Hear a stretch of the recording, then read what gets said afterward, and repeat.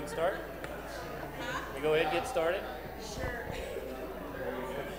Okay, ladies and gentlemen, we're going to go ahead and get started here. Thank you all for sticking around after the service. We're just going to give you some information and stuff's going on in the church. There's three things we're going to cover. I have some information on the endowment, and Terry's going to talk about a new app for giving electronically that you can get on your phone. And then we're going to end with talking about the directory, which is an exciting thing that's going to happen this September. So I'm going to pass these out. Could you guys pass these out?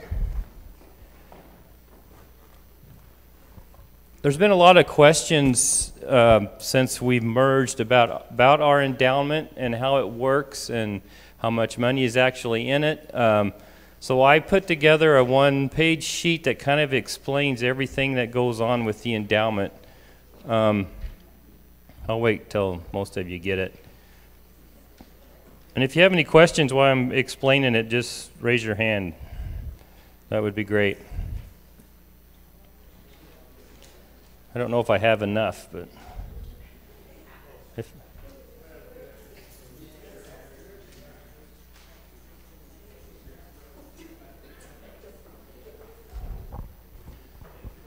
So anyway, for those of you who don't know, the endowment was started many years ago. Mark Stinson kind of helped put it together. I don't know when it started. I can't remember what year it was, but it was many years ago. And it's just an account that we use the interest off it each year to help pay for stuff and for scholarships. As you can see at the top, the value of it is roughly $975,000. Which for a church our size, I don't know of any other church around that would have an endowment that large, which is very, very thankful for everybody that has given money to it, and the way it's been managed. It has grown well, and we are very fortunate to have an endowment this size. It is managed by First Premier Bank in Sioux Falls, South Dakota, and I have the two managers there's names. And we get to decide what our investments are. Our current investment elections are 75% equities, 20% fixed income, and 5% cash. So don't ask me a lot about that because I don't know a lot about that. I just know that's what it is. Terry would know, but the equities is a growth account. The fixed income is more of a stable account, and the cash is just that cash. Is that pretty close? Or? Yeah, I think overall we talked with Jeff on what our strategy is, how much risk we want to take, and we're really in a growth category for risk, which is not low risk, not super high risk, so it's somewhere in the middle from a risk standpoint. So it's done very well over the last several years, as you probably will know. The stock market's done pretty well. So, but there is risk with it. We could lose money some years. We certainly made a lot of money in the last couple of years. So it's been good. And the way the money is dispersed, the church gets 4% of whatever interest we earn from the endowment each year. We get 2% in June and 2% in December. And then those funds are spread out over those four accounts that are listed there: the undesignated, the scholarships, camperships, missions, the local benevolence fund, and the building fund. You guys can read through and see how all those work. And then down at the bottom, it just gives all the signers that are approved to sign the checks, just so you guys have all the information. So do you have any questions?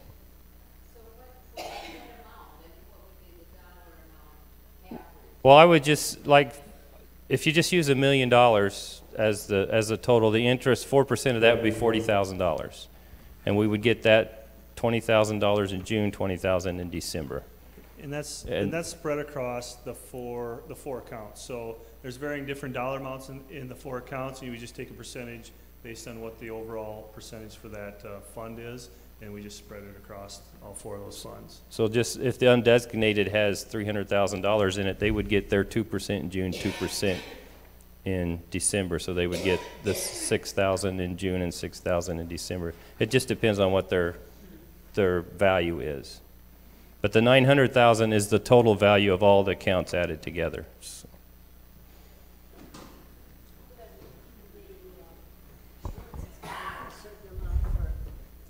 Their fund, I mean, for their scholarships. Scholarships? And then Sooks gave some Yep. or something. I mean, there's different ones. How are those figured out then? If it's We ended up putting them all together, all the scholarships ones we put together. So that's all added up into one value. And then they...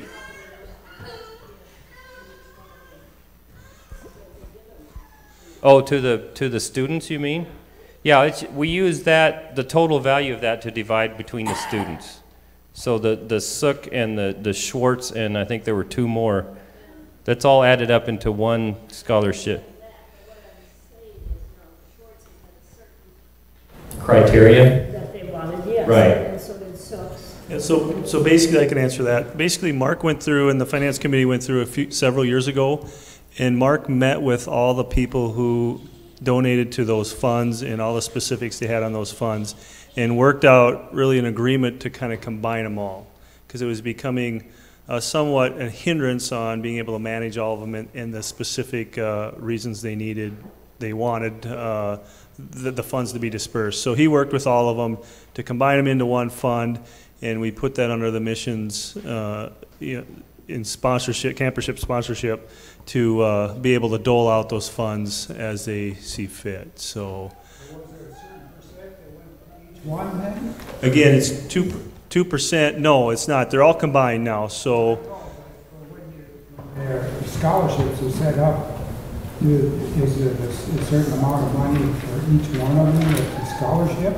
For each student? How do you determine how much you give to each one? The of mission, scholarships? the mission committee determines that. No. So if we have, say we have $10,000 available and there's 4 kids, they'll split that money up the best they see fit.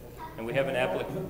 I know in the first one that there was only one that got it. Yeah. And then the next year, what was it, 2? Well, we have an application process, so we kind of put it on the students to fill out an application and tell us how much involved in the church they have been. So. I could add to that. The scholarship decision team, this year, they devised a specific application form, and they gave it to all of the high school seniors or any of our folks who are members, active members, and also still in college.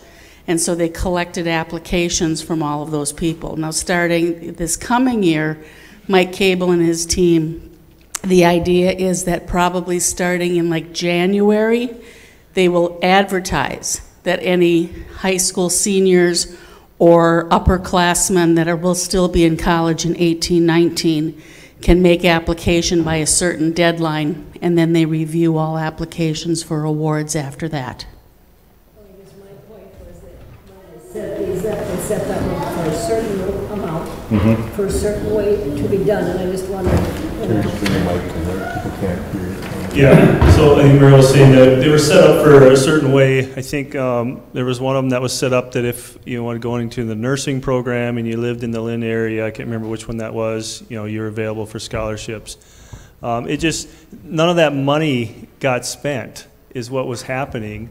So when Mark was here, he worked with all of those families that donated that money to say, hey, it's not getting spent, so can we combine them all together, and can we give it to the missions and scholarships committee and let them decide how to disperse the money.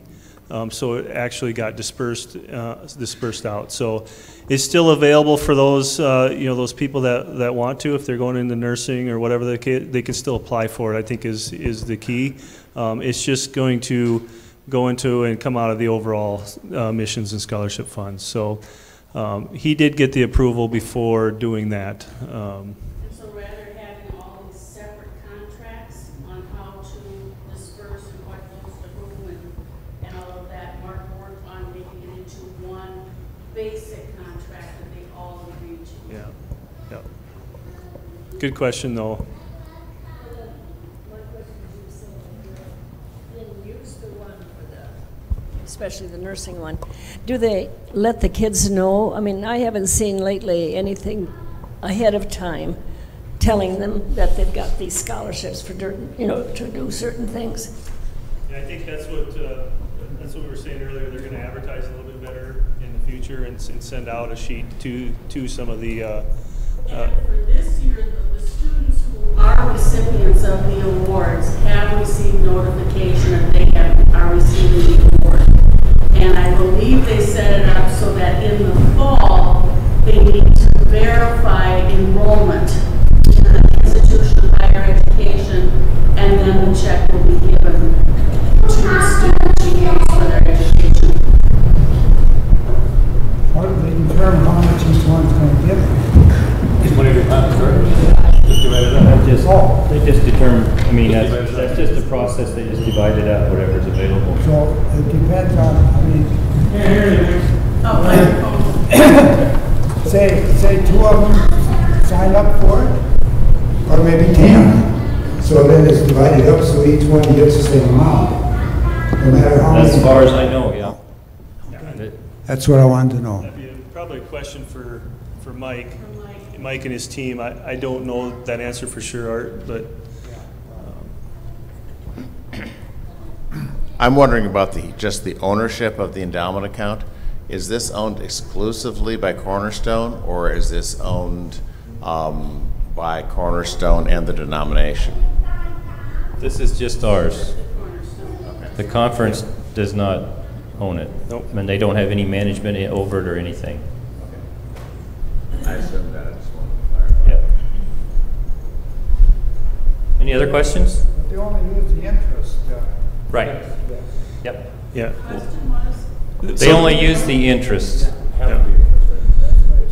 Well, 4% of the, I mean, basically they take 4% out every year, and the rest will go back in and get reinvested. and if we earn more than that, then that stays in there, but we get, if we earn, We'll still take 4%. and that'll take part of the principal away, if that happens. So the hope we'll have good years, and we'll have bad years that will, ebb and flow out the balance of it, so. And if we don't use the entire 4%, then it just stays in the account. So, I think I looked at got the numbers from Jeff on Friday, and the account from July last year till June of this year returned 15%, for instance. It was a good phenomenal year last year for it. I think the index returned like 11%, the normal indexes. So, so the account is growing, and at $1 million, it grows pretty fast when you're collecting 15% on $1 million. So, or almost $1 million. So, and it does take, the 4% was set up a long, long time ago. Probably, you were probably involved in that, Matt.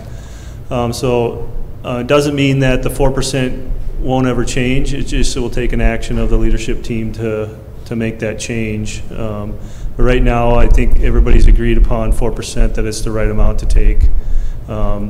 Gives us some additional funds for scholarships. There's some the undesignated ones that can be used for things like when we put the sound system in, some of the video equipment that we put in, some of that money got pulled out of there when we did that. So.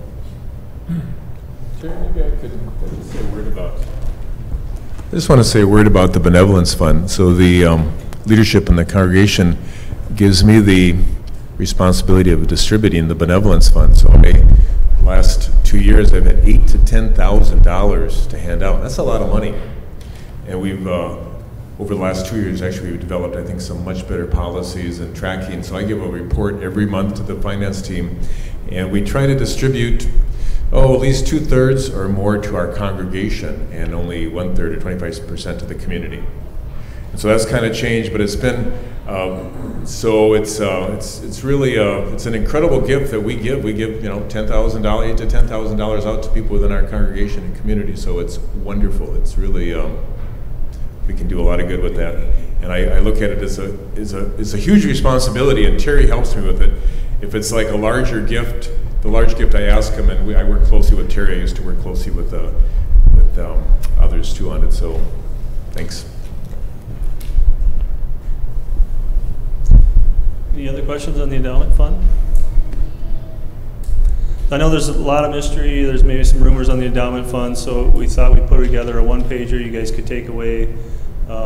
So you guys got some more information about where it's at, what it's doing, how we use it, how to request the funds for it. I think is listed in there as well, who to go to request funds. If if you have a need in the church. So, good. Next, should we move on to the e-giving app? I'm going to have you guys hand these out as well. So it's been some time now that we've done electronic giving, and I've talked about up on the pulpit and during church about electronic giving. On our website today, you can go to our website, and they have a giving button on the website that takes you over to Vanco, who is our processor, and allow you to give electronically through the website. That has worked pretty well. We've got a number of members that have signed up for that and give, on various schedules, either monthly or weekly or bi-weekly. They just schedule their giving through the app or through the website.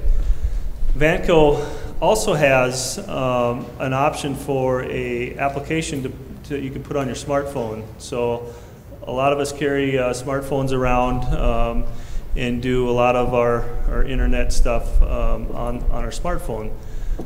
They have an e-giving app. So what I handed out here to you guys is available is, if you have a smartphone, which many of you probably do, you can download the app from either the Apple Store if you got an iPhone device, or if you have an Android device, you can download it from the Google Play Store. What this will allow you to do is you can set up your giving on the application from your phone and manage it from your phone. I don't remember which side it is here. So if you start on the side that says Search, Select, and Submit, once you've downloaded the app, you can actually search up Cornerstone United Methodist Church. And you can search up the church and select that as your home church. You can select the next one is, once you've selected your church, you go on to say, I want to give. You can select the fund that you want to give to, and we've got the local benevolence, all of the funds we have here. You got the general operating fund you could contribute to, and then you can select the dollar amount, or you can put in another amount. So if you don't want to choose $25, $50, or $100, you can choose whatever amount you want. Put that in there. And then it'll ask you for either a credit or debit card, or you can do ACH as well. So have it come out of your checking account or savings account. If you want to set up so this is how you would give if you just kind of randomly came to it and didn't want to set up an account. So you can give that way. On the back page, or the front page, depending on how you look at it, you can actually create an account and have it set up in the application. And this will allow you to go in then, it'll save your information so you can go in and give real quickly. You don't have to set up your account information anymore, like the credit card or debit card or your checking account or savings account. It'll all be stored in there. You could go in there and give, or you can set up your weekly, bi-weekly, monthly giving right from the application. So it's just another option. What we're trying to do is make it easy for people to give, like especially now in the summertime. People are out and about. They're not in church, so they aren't there to bring a check every week or every couple of weeks to church. So this is another way that they can give easily to the church, even though they're not here. So wanted to get this information out to you guys. We'll also be setting the rest of these out on a table, probably at the back of the church or out in the upper room, so people can take them and set it up on their phone and start using it. So I know Pastor Dave's been asking for this for a while, for an application on his phone. So any questions on this? Maybe you should mention these other guys. Oh yes, the other thing we did, I think I mentioned this once before, but we've also put these cards that are on the pews. You've probably seen them already. We shrunk them down a little bit because the other ones were a little bit longer and kind of dangling over everything. But these are, if you give electronically and you are in church, you don't really have anything to put into the plate. So this is really meant to replace putting it into the plate. So if you are giving electronically and you want to put something in the plate, pull this out, put it in the plate as it goes by. We'll recycle them and put them back up. So And on the back, there's actually instructions on how to go to the website and actually set up your giving on the website, set up an account for you. Doesn't have the app on it yet. I'll have to probably modify it for that to let people know we have the app. You did put it on there? No, we'll do that. Yeah, we'll put it on there, yeah. But anyway, it's just, in the front it gives you, say, hey, I give. It gives you a little information. On the back it says, hey, if you're not giving already, here's the way to do it. And you can actually take these home too. If you don't have the sheet of paper I just handed out, you want to go to the website, feel free to take this home as well. We'll print more. I think we've had a number of them taken home, so we've printed more already. So just another way that we're trying to get the word out on electronic giving in the church. Okay? Anything else? Any questions on this? So if you give an electronic, you have to change your mind. You can do that as well. One thing to note on the electronic giving for the giving app, this when you set up your account on the giving app for your phone, it's a different account than on the website, which I was a little bit disappointed in. But that's the way Vanco has set it up. So you won't, if you're giving today electronically online and you put your account information in here, it won't see your online giving. So it won't see that reoccurring thing that you already have set up. So just note that. But if you're not doing it today, if you're comfortable with what you're doing now, don't try this. Correct. That would be my advice.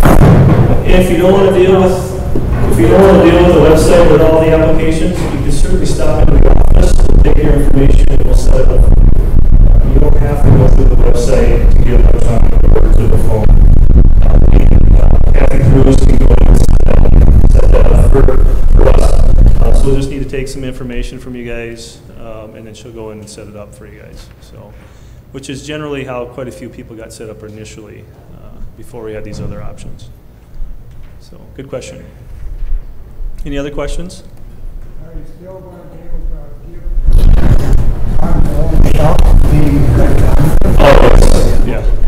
The question was, will you still allow to be giving on your own without electronic? But yes, definitely. If you're comfortable putting a check in every week or putting cash in, feel free to continue to do that. So we're just trying to give you guys more options as to people that are traveling, not always here, more options to give electronically when you're not here. So good question. Anything else? Great, thank you. And I appreciate that question, Art, because even though I work daily on computers and I'm fairly comfortable with them, if I don't write out the check and bring it on Sunday morning, I sometimes don't check to make sure that there's enough money in the account to cover that check. So I get in trouble with online banking. So the next thing, I don't really have any handouts for you yet, but you're going to be seeing lots of them over the next few weeks and months. Today's just more or less an information session on our new program that we're starting to develop a pictorial directory come this fall. This is the first time we're talking about it, and you're probably going to hear about it every Sunday or every other Sunday between now and the end of September, because we are going to attempt to get every single person associated with the Cornerstone United Methodist family, hopefully, will be pictured in the directory, and we'll have up-to-date contact information for everybody. It's not just for members. I want everybody to know that, and we'll say that a lot of times. We want everybody who is a member or a friend or somehow connected to this family to be represented in our directory. So it will be the Cornerstone directory, not necessarily the Cornerstone membership directory, okay? In this day and age, we're going to do things a little bit differently than normally we have done in the past. I think everybody here has probably gone through Life Touch sometime in the past, where they come out, they take the pictures, you have the opportunity to buy portraits, and buy things, and then they turn all those images into a directory that everybody gets of the people within the church family. In the past, it was a daunting task for the folks who volunteered to get organized, in that everybody needed to be called or mailed, and numerous phone calls had to go out to everybody to get everybody scheduled and to remind everybody when their scheduled picture-taking time is arriving. Nowadays, Life Touch, who we are partnering with, will be doing a lot of it online. They're also giving us resources for the website, for our Facebook page, for a number of ways to get the information out. And over the next few months, you'll see those popping up more frequently. The task force for this project is myself and Matt, along with Sandy Unteat and Renee Peterson. So if you have questions along the way, you can certainly talk to any one of us. We're also working very closely with Claire, our new administrative assistant in the church office.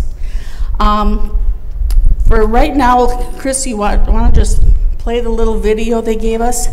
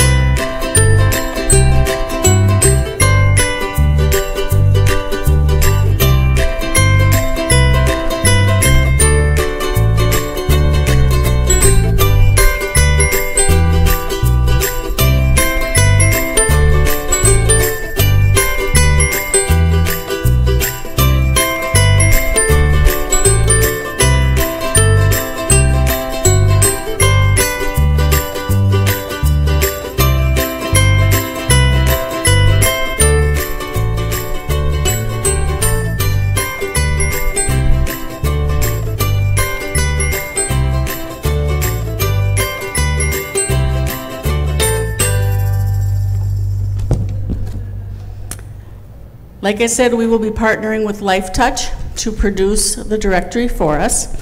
I'm kind of hoping that their photographers can do some magic and make my family look as well as some of those pictures there. I take horrible pictures. I hate having my picture taken, but I'll do it for Cornerstone, okay? Just information, September 25th through the 30th, Monday through Saturday, Cornerstone will have photographers out here, and we will be scheduling people for your photo session. So again, September 25th through the 30th.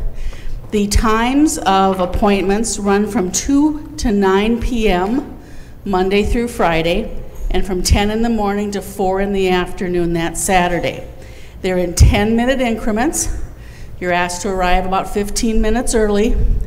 10-minute increments for the photo session, and then you have a chance after they're digitally prepared to view your photos and have the opportunity to purchase family portraits, greeting cards, all sorts of things that they have available. The directory itself should come out probably around Thanksgiving time.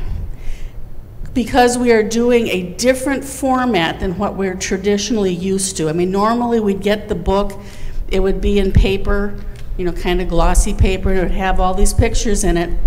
And then it was updatable like every, 5 to 10 years. I mean, it just kind of was a moment in time. We all know that church attendance, church membership, being involved in the community, it's like pinning a wave on a sand. I mean, it's a constantly moving thing. And to wait another 5 to 10 years for another picture directory doesn't always work, because things get out of date real quickly. So what we are doing is a new format that Life Touch offers. It's called a Community Connection. It's a slightly smaller book. It's not like the 8 by 10 book. It's 5.5 by 8.5 inches. It will include all the family images of everybody who comes. It will also include contact information and the roster contact information for all of our community, whether the pictures are in there or not. The names will still be listed with addresses and phone numbers. There will be a page for the staff, any of the staff that we want listed, and it takes only about 6 weeks for delivery, whereas the traditional paper directory takes like 3 to 4 months to get completed. This particular type of directory is updatable every 6 months or so. So we can, once we get another 15, say some people couldn't get their pictures in during this week in September, or maybe we have new members that come in after we're done with that. Any number of reasons. Once we have at least 15 more people who would like their images taken, we can get an updated pages to the directory within like 6 months, as soon as we have 15 people to do that. All the families who participate will receive a free 8x10 family portrait. There will be a $10 off merchandise coupon available at your session. Everybody in there will have a free community book of their own, and will get updatable copies as more pages or each book comes out as soon as we can. So if you're pictured, you get a copy, and you'll get the updates as well, free of charge. The church will receive, obviously, a number of copies that they can use. Did I die? Woo-hoo. Battery died. Okay, so we'll break up the voice. Oh, how about the gold one? Oh, yeah, that works. So the church office will get a number of directories to hand out, for people, new people that come in.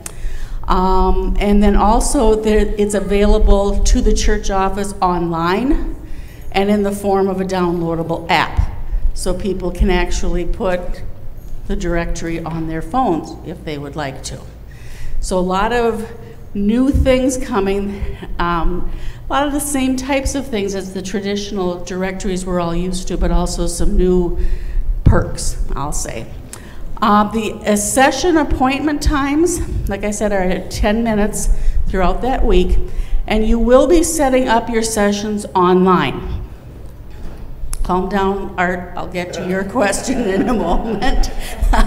There is a site that we will be advertising and letting you know about in weeks to come, where you can simply go out, set up your account so you get your reminders, you get your information from LifeTouch as you get closer to your session, your photo session time.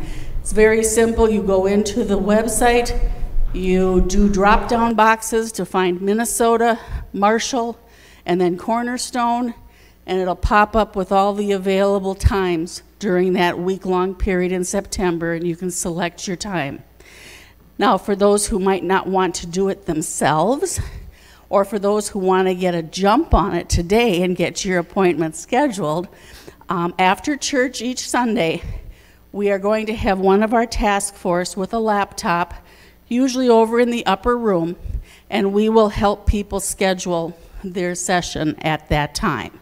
So if you don't want to go online yourself or don't have access to a computer, you can certainly have one of us do it any Sunday after church, except for September 30th, when we're at Independence Park, because we don't have Wi-Fi access at Independence Park. Okay, July, sorry. So all the rest of July and August and into September, each Sunday, someone will be available to help you schedule your appointment if you'd like. Sandy has her laptop set up at the back of the sanctuary this morning. So if you would like to schedule your photo session for your family today, she can certainly get you signed up with that. Okay? Any questions? Probably not yet. Good, yeah. Pictures will be about the same size, I believe, right, Matt? I mean, we haven't really seen everything yet, but they're talking about them being vertical orientation, so that implies to me that you can still probably get 3 to the page, and I think the 8.5 is probably the length, maybe, and the width will be smaller. Connie, did you mention that it's also going to be on the internet, so we can access it on the internet? Yes. Okay. Yes. You mentioned that. It'll be available to the church via the internet, and then we can load it on our web page. Smartphones, you can download from there. Yeah, Marcia? I was just wondering what happened with the pictures we did 2 years ago. Those were just kind of they're in the church computer, I believe. We were going to, what happened is we were going to try to develop this kind of a directory ourselves, and we did not have the technology to do it. Okay. So I know it was a confusing step. We just did not have the technology for people to do it. That's how we're doing it using Light Touch. So we still have access to those photos if you'd like a copy of them. Some folks have gotten it. We can get one to you. Are you sending them to you? Yeah, those photos, we were trying to do it ourselves, but we found that that was a very daunting task, and to especially get a hold of people who may not, they may be shut-ins, they may be gone on the days that we were doing those photos. To try to get a hold of everybody to get their picture done was a little tough. Good question, though. So we do still have your image somewhere in our records. What a shame. And for a small fee, we won't use them against you. Nowadays, there's no place to hide. There's no place to hide, that is true. Any other questions? So how about questions related to anything that's on your mind other than stuff we've talked about today? Yeah. I'm wondering about financial support for our music ministry. One of the things that we have really enjoyed about this church is that we've had phenomenal music. For a church this size, it's really pretty extraordinary. And I know this last year that we cut back on how much we were going to be giving to them, and I think there's been an adjustment on that. But I'm wondering about ongoing support, because I think that's a really important part of our ministry. Yeah, we did earlier this year when we set the budget. We do pay some of our musicians, the organist and the pianist, I believe. That did get cut earlier this year. We had a pretty good first 2 quarters of the year, or first quarter of the year. So the finance committee recommended the leadership team, which approved additional $2,000 to the budget for those folks. So that got approved as kind of a one-time.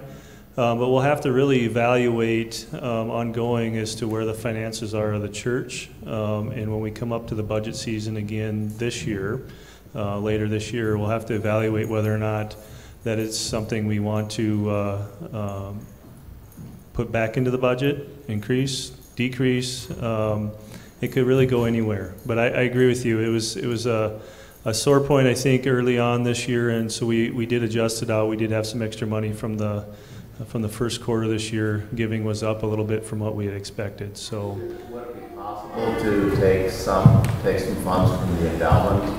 Would it be possible to use? It's still working. Would it be possible to at all to use funds from the endowment to support that so that that's ongoing? Yeah, yes and no. I mean, yes, we could decide to do that. I think it's somewhat a slippery slope because the endowment fund really wasn't necessarily there to prop up the operating expenses of the church.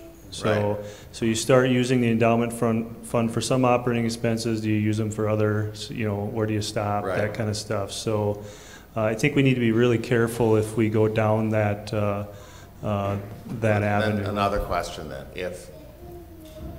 if we get into a situation again where the finance committee feels it needs to be cut, could some of us donate individually and designate that toward music? Absolutely, we would definitely entertain that.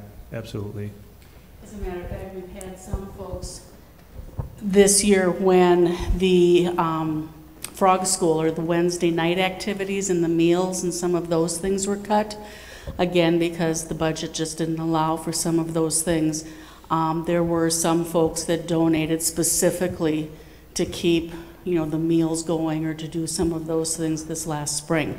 So definitely, if you have a particular place in your heart for a particular thing that has been hit budgetarily, if you'd like to give it a gift and specify that it goes to that program, Kathy will make sure it gets in there.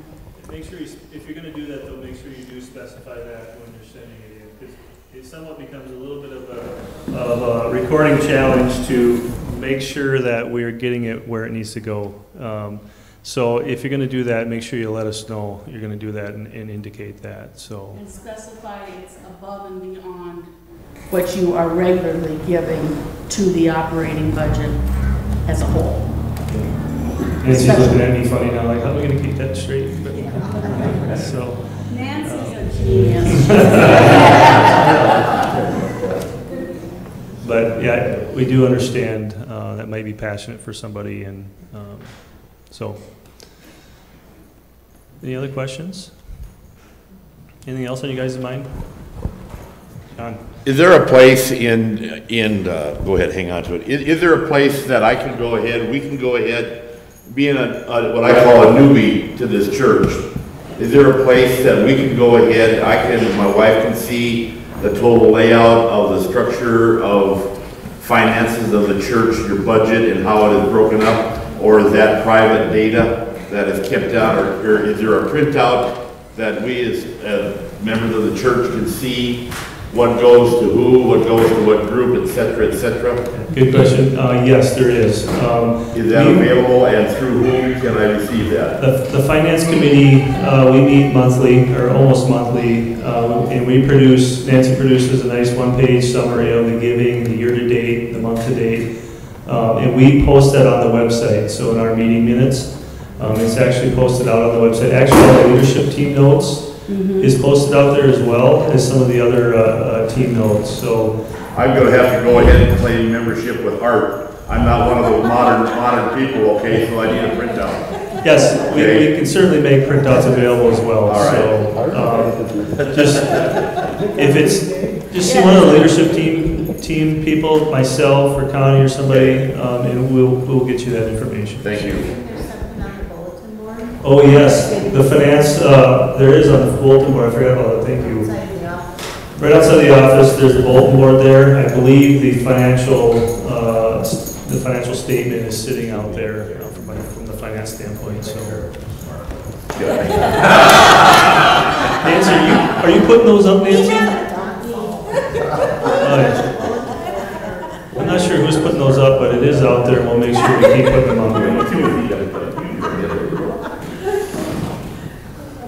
Does the website have member-only access to, as well as public access, where you're putting some of that information? There's a member section on the website. However, anybody can get to the member section on the website. So, but underneath the member section, I believe, is the link to the giving page. There's, I believe, the notes are out there from our meeting. They're all in PDF format. So, but yeah, it's all really public out there for anybody to get to. There's no really private member section just for members of the church. We can create a password section of the website for members only as well. You did or didn't? We can. We can. So when we're talking the directory, that'll probably go behind a password area. Sure. Because there's some other churches in the area that when you go out to their website, it is member only. Yeah. I mean, you can go to their main homepage and get the normal information and stuff that the church wants you to see, but there's a member only area too. So not today, but it sounds like it's coming. Well, we can do it. We just need to be told, and we'll do it. Yeah, okay. So definitely the directory, like Chris said, because that the directory, of course, will include images of children and will include images of all of us and our addresses and that. So those types of things will be protected with passwords. So not everybody can, even though they can find you all sorts of places, it won't be there.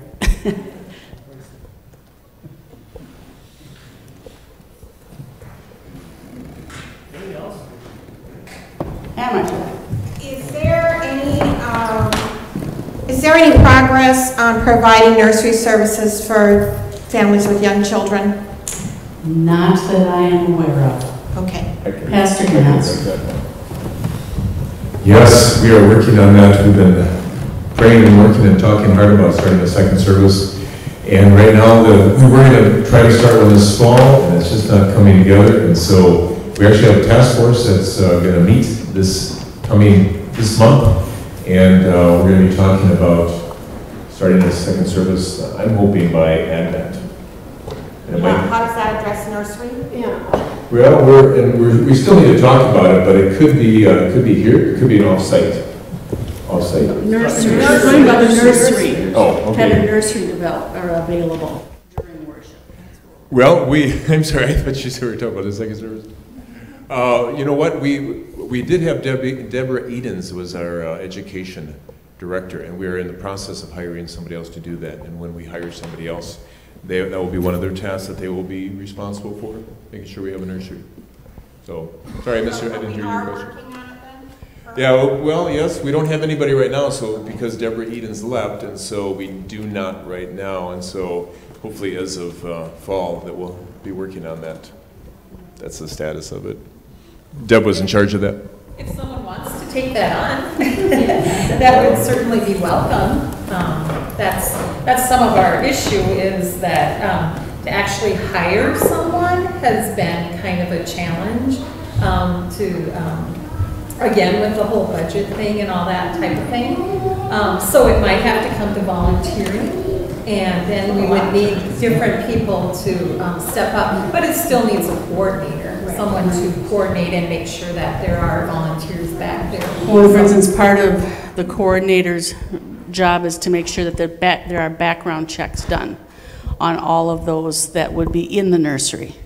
It's no longer the day where we just have any volunteer from the congregation go back and be with the children. They do have to have background checks and be able to be with the children.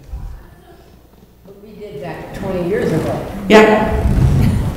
But part of the coordination of a coordinator would be to make sure that that is done and that we have a list of people. Who does that? Pardon?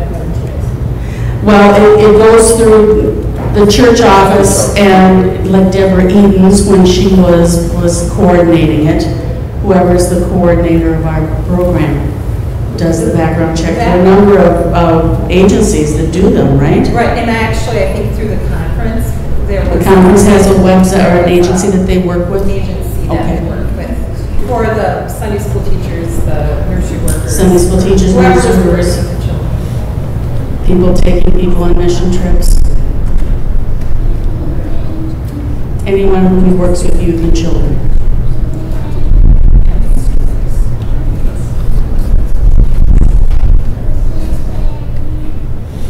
Others? Okay, so over the next couple of months, be jotting down your questions, because we are going to continue having these community gatherings every couple of months. So the next one will come up sometime in September. And we will always have some type of thing to discuss or some agenda item, but it's open to anybody for every question that you may want to ask and have them answered if we actually know an answer. Okay, thanks. If you want to stick around, Sandy's at the back if you'd like to schedule your appointment. And we do want all of you to have an appointment.